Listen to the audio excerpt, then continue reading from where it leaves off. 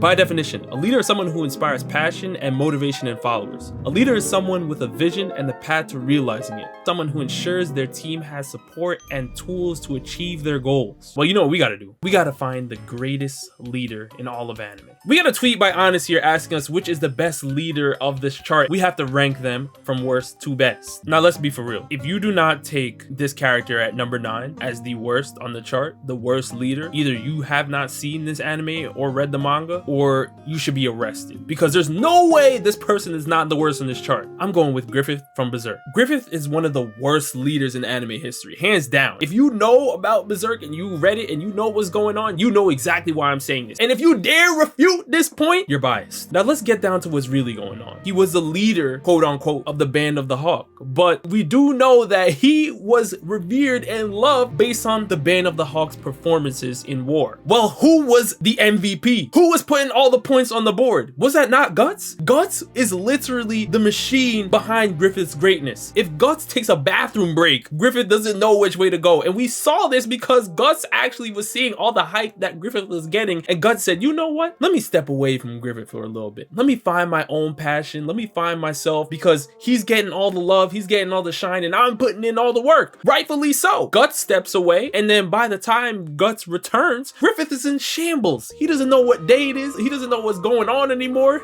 He's malnourished. The Band of the Hawk is disbanded damn near. I mean, he is down bad without Guts. And this was pointed out not once but even twice, because the own demon Nosferatu came through and he literally was trying to kill them, and at the same time he's warning a Guts, saying, listen man, that guy Griffith that you're moving with, something's off about him. He's bad news. This is the villain warning Guts about Griffith. And then if we're looking at what Griffith did to his own crew, I mean, Casca was somebody that was by Griffith's side from day one, and look what he did to Casca. He did Casca so dirty. If you know what I'm saying, you know why Griffith is the worst leader on this chart. Should be deleted. Honestly, there should only be 8 people here. Get Griffith off this immediately. He's the worst. At number 8, I'm going with Monkey D. Luffy. Monkey D. Luffy is a leader in a sense, but he doesn't want to be a leader. And that's kind of the reason why I have him ranked low on this chart. If we know anything about Luffy, he loves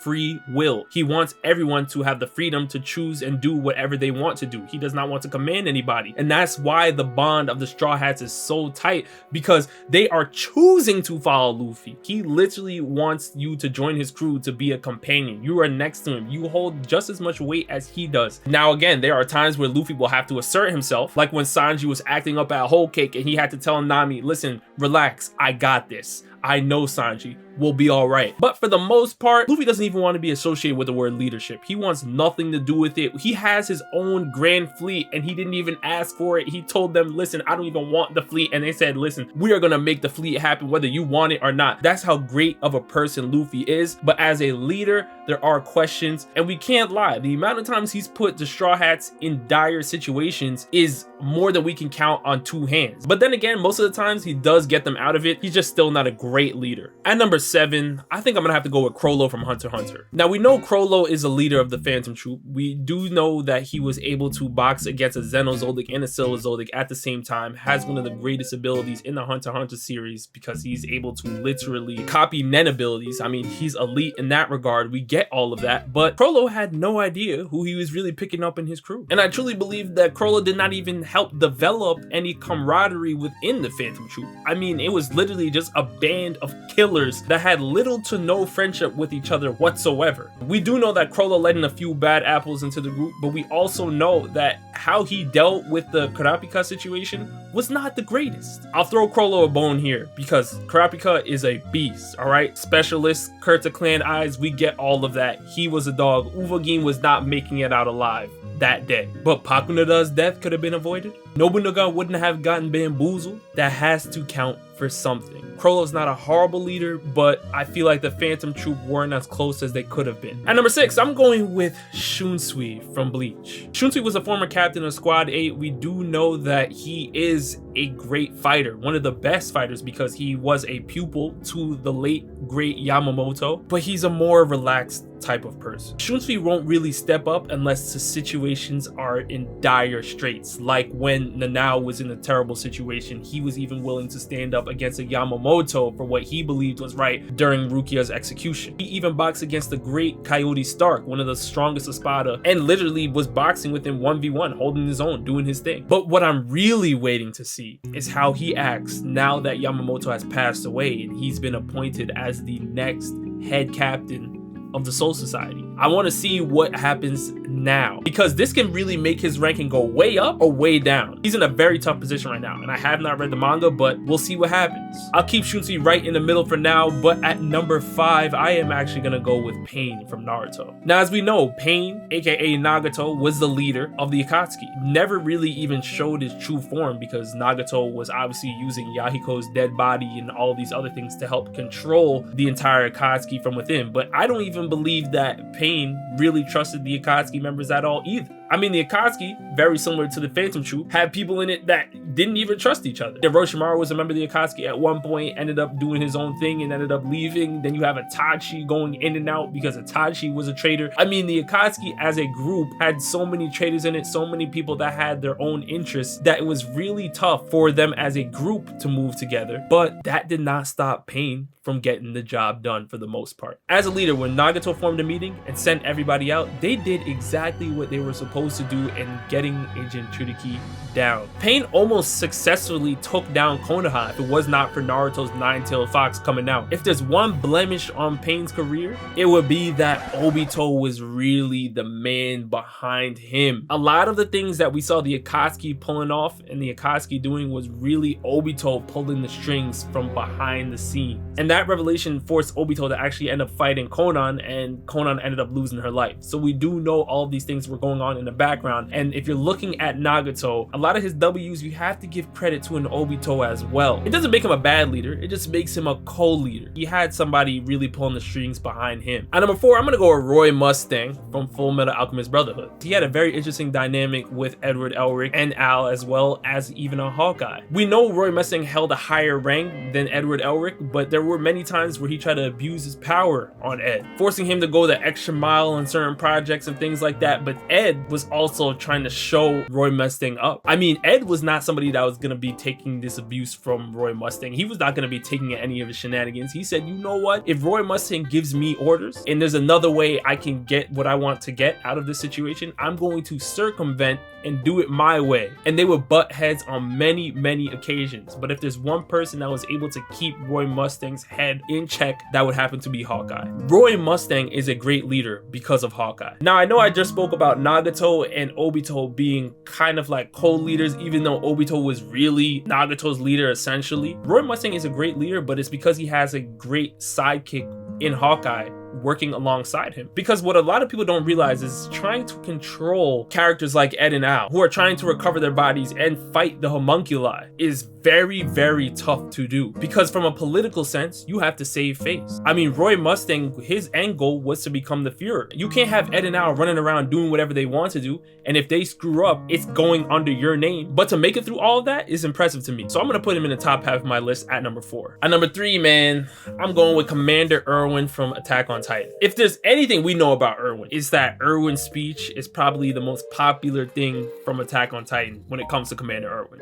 Like, that speech resonates with everybody because it was powerful. Erwin was a very confident, brave leader in facing what seemed like an impossible task. When Zeke pulled up, what was Erwin really supposed to say in that situation? I mean, he had to lead his men to death. You can't really hold it against him because that situation was horrible. There was no other way they were getting out of it. They had to buy time. Granted, he still in the end ended up losing the faith of his crew. In that very same arc, they were tasked with whether to save Armin or save Erwin on their dying breaths. And it was there where I realized that Erwin had no purpose anymore as a leader amongst everybody else in Attack on Titan, because his own men lost faith in him. They felt betrayed by him, by the speech, by them pushing through anyway, even though Zeke is throwing rocks at them, everyone's dying. He convinced them that they would be able to make it out of there. I know that's a tough task for Erwin to really swallow, but it's a reason why he ended up passing away and Armin ended up getting the Colossal Titan. And I don't know what Armin would have done in that situation, but one thing I can tell you is that your own troops losing faith in you is going to take off a little bit of points as a fantastic leader. He's still great, and that's why I have him in the top 3, but I don't think he's top 1. At number 2, I'm going with Edward Newgate Whitebeard from One Piece. Whitebeard is one of the greatest leaders in the One Piece world. Literally said, I want to create a family, and all of a sudden, he has allies all over the place, has so many different commanders, and everybody that Whitebeard knew was ride or die for him. That's how great of a leader he was. If Whitebeard says, you know what, I'm putting my Jolly Roger on your territory, you're good to go, that land was free from harm. Nobody pulled up. Even the Marines said, listen, oh my gosh, Whitebeard's flag is going over there. I want nothing to do with this area at all. He made sure that he had to become as strong as possible, literally be titled the world's strongest man, because he knew he wanted a family and he would have to protect them. With that being said, Whitebeard can't be number 1. His one blemish on his career happened to be one of the most catastrophic events in the One Piece world. The one and only blemish that Whitebeard had was that he recruited Marshall D. Teach. That's the only thing that Whitebeard probably regretted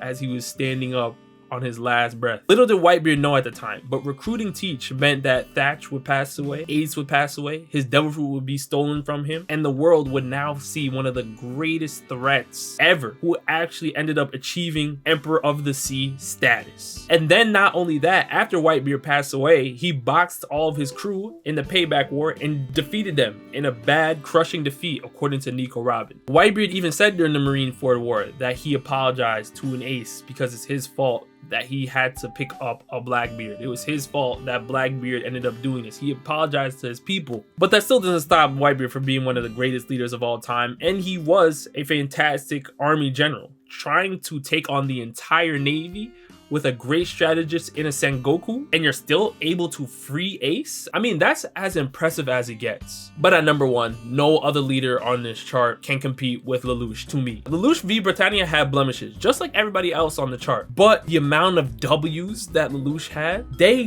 wipe away the blemishes that he had. Remember, Lelouch went from being in one of the most corrupt governments ever, being part of a royal family that was trying to disown him and Nunnally and kick them off, to founding one of the greatest revolutionary armies that we've seen in all of anime in the Black Knights, and then having the ability to circumvent his father and V2 and achieve his goal in fixing the world by posing as the evil in the world and taking over as the leader and the emperor of Britannia. What Lelouch does is crazy. Now yes, Princess Euphemia did end up dying.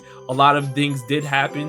What happened to Chrollo is still horrible. Let's not forget it. Listen, Lelouch had to do some dirty things to get the job done. But what makes me say that Lelouch is still valid is the fact that Suzaku existed as a character. A lot of the evil things that Lelouch had to do to push forward happened because Suzaku was not willing to just sit down for 2 seconds and listen to what he had to say. That's why I cannot stand Suzaku as a character, and it's the reason why I'm still giving Lelouch number 1 spot. Imagine giving any of these other characters a Suzaku, that everything they're trying to do, you just try to stop their plans, not even knowing what's really going on, not even knowing if it's positive. You're just trying to screw everything up. That is what Lelouch had to deal with. So yes, he's going to have blemishes when you have somebody directly trying to stop your every move, not even understanding what's going on. Now you guys let me know down in the comment section below, man, how would you rank these leaders? And I already know there's a bunch of leaders from other animes that were left off this chart, so put them down in the comment section below, man.